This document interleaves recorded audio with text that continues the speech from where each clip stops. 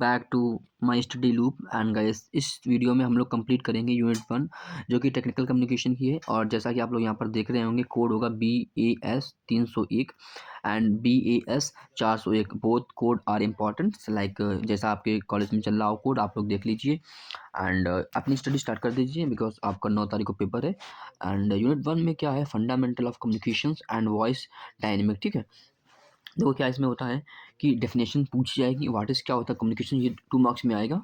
सो मैं अभी यहाँ पर जस्ट एक तुमको ओवरव्यू दे रहा हूँ, आप लोग देख लीजिए। The words communication has been derived from the Latin words. ये जो कम्युनिकेशन वर्ड है ये लैटिन वर्ड है, ठीक है। कम्युनिकेयर्स, ठीक है, पहले था ये कम्युनिकेयर, फिर उसके बाद बना ये कम्युनिकेशन, ठीक है। Which means sharing, communication is Indeed sharing of ideas and feeling between two or more persons. It's two-way affair which aim at the passing or receiving a specific piece of information. क्या होता है communication? Communication मतलब ये होता है कि जब दो लोग हों आपस में बात कर रहे हों तो उसे बोलते हैं कम्युनिकेट करना, ठीक है। वही कम्युनिकेशन यहाँ पर, ठीक है। Then after move to next topic. यहाँ पर कुछ यूनिट है, मैं तुम्हें बता दूं कितनी यूनिट है, 5 यूनिट नहीं आएंगी। फर्स्ट यूनिट में fundamental of communication and voice dynamic है। सेकंड अपनी है communication skill and career buildings, ठीक है।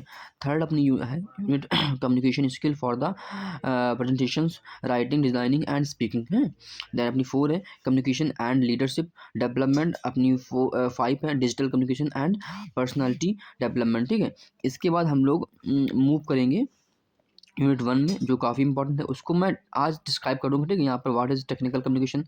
देखो technical communication is the process of communicating a specific message of a specific audience with a specific purpose, ठीक है।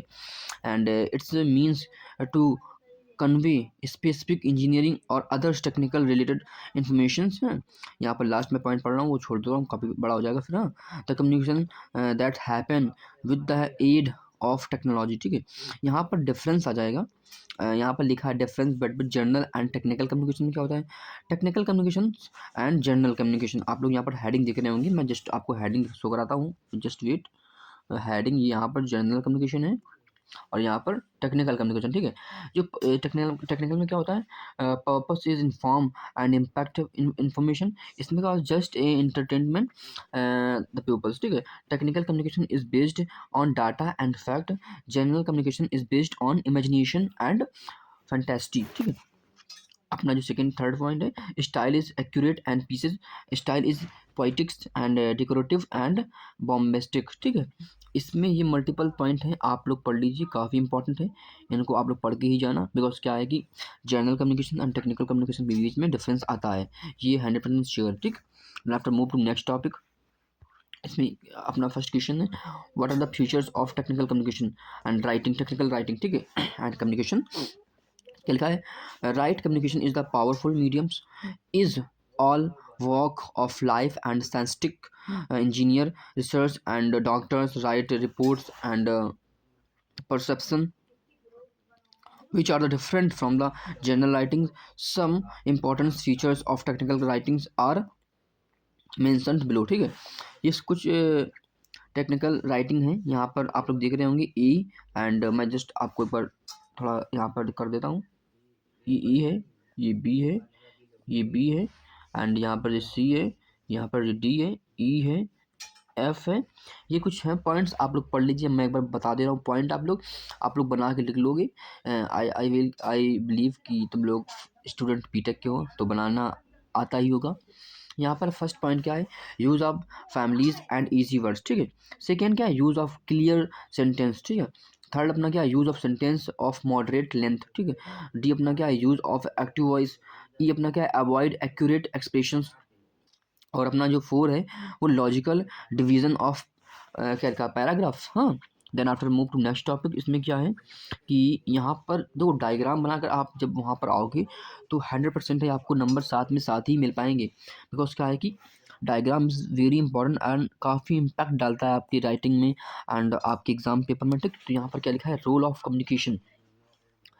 पहले तुमको क्या करना है, पहले मैं जैसे बताऊँ तुमको, पहले तुमको जो ये गोला है ये बनाना है, ठीक है। Importance of communication.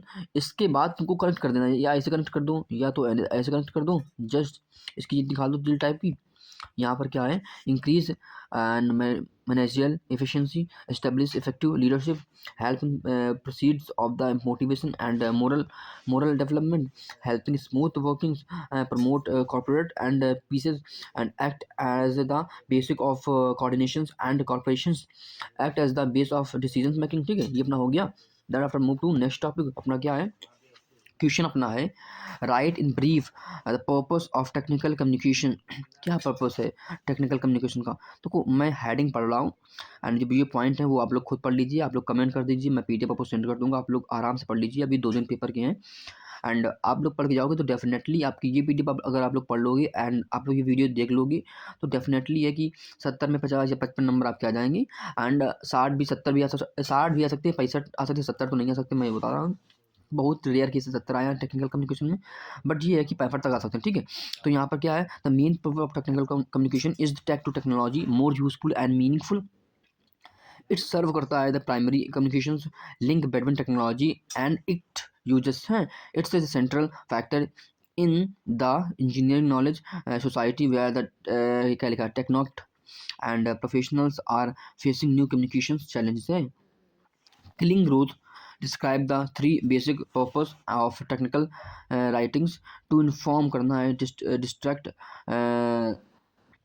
the first foremost purpose of technical writing in the form। ठीक है, ये टेक्निकल थोड़ी डिफिकल्ट है, आप लोग पढ़ लीजिए, आप समझ आ जाए। ठीक है, यहाँ पर अपना जो पॉइंट्स हैं, पॉइंट्स काफ़ी इंपॉर्टेंट है। देखो यहाँ पर क्या लिखा है, to inform, to instruct, to pseudo, सीओडो, पर सीओडो पता नहीं लिखा है, सीओडो ये पॉइंट है, इनको आप लोग पढ़ लीजिए। ठीक है,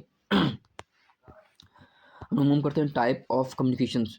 देखो टाइप ऑफ कम्युनिकेशन काफ़ी इंपॉर्टेंट है, इसमें ओरल कम्युनिकेशन होता है, रिटन कम्युनिकेशन होता है एंड देखो ओरल कम्युनिकेशन क्या होता है, फेस टू फेस कन्वर्सेशन होता है, ठीक है, ग्रुप डिस्कशन होता है, टेलीफोन कॉल होता है, पब्लिक स्पीकिंग होती है, रिटन में देखो the right the kind of communication involve any kind of exchange of informations and written from the put to simply writing language communication is the communicate by the meaning of writing symbols that communicated by the or to between pupils or groups। ठीक है, इसके बाद हम लोग क्या करें, formal communication होता है, जैसा कि आप लोग यहाँ पर देख रहे होंगे, यहाँ पर डेफिनेशन लिखी है, आप लोग कमेंट कर दो, मैं आपको सेंड कर दूंगा।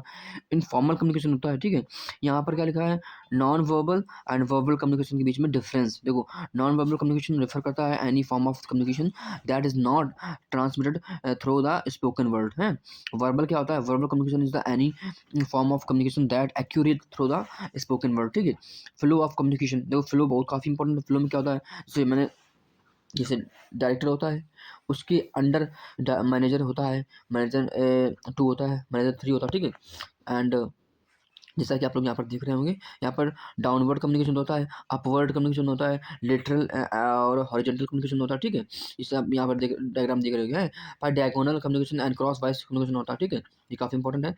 यहाँ पर manager directors, manager 1, manager 2, manager 3। ठीक है, एंड यहाँ पर बैरियर ऑफ कम्युनिकेशन, क्या दिक्कत आती है जब हम कम्युनिकेट करते हैं किसी से, तो यहाँ पर लिखा है, communication can be successfully only when the receiver understand the message send by the sender, but if there are some errors and misunderstandings in communication, the message will be lost, anything that inhibits or distort the message sent is called a communication barrier to be the communication can be classified। देखो इसमें क्या होता है, intrapersonal होता है, interpersonal barrier होता है। ठीक है, वो इंट्रापर्सनल होता है, ये इंटरपर्सनल होता है, ये ऑर्गेनाइजेशनल बैरियर होता है। ये तो यहाँ पर डायग्राम आप लोग देख रहे होंगे, फिर इनकी डेफिनेशन से आप लोग यहाँ पर देख रहे होंगे।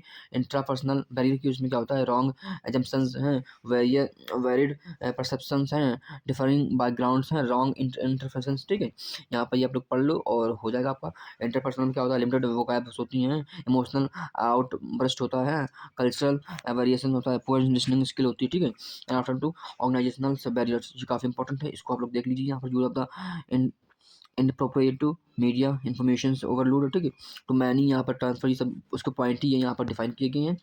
Then after move to next topic जो काफ़ी इंपॉर्टेंट है, क्या लिखा है, gateway of effective communication over barriers, ये काफ़ी इंपॉर्टेंट है।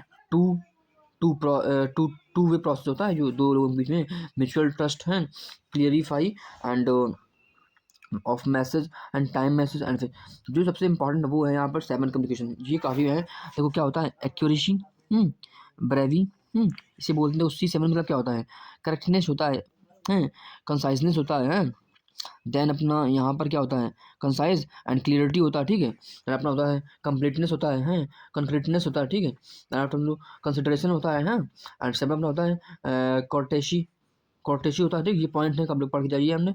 Language as a tool of communication, बिल्कुल। यहाँ पर code and content skill, any humans communicate system involve the process of the message by the someone and receive of that message by the someone else to encode करना है message and must process by necessary encoding, ठीक है। इसके बाद हम लोग यहाँ पर चलेंगे लैंग्वेज आर कोड। ये तो क्वांटम वाले क्वेश्चन है, मैं इसका आउटपुट बता दूंगा, ठीक है। Then after move to next topics. यहाँ पर क्या लिखा है, मोरो फॉर थिंग्स। ये कुछ इंपॉर्टेंट नहीं, ये आता भी नहीं है। और इस कांस्टेंट, ये आ सकता है constant and sound of constant, ये ABCD वाला सिस्टम आ सकता है, इसको आप लोग पढ़ लीजिए। Then after to move to next topic.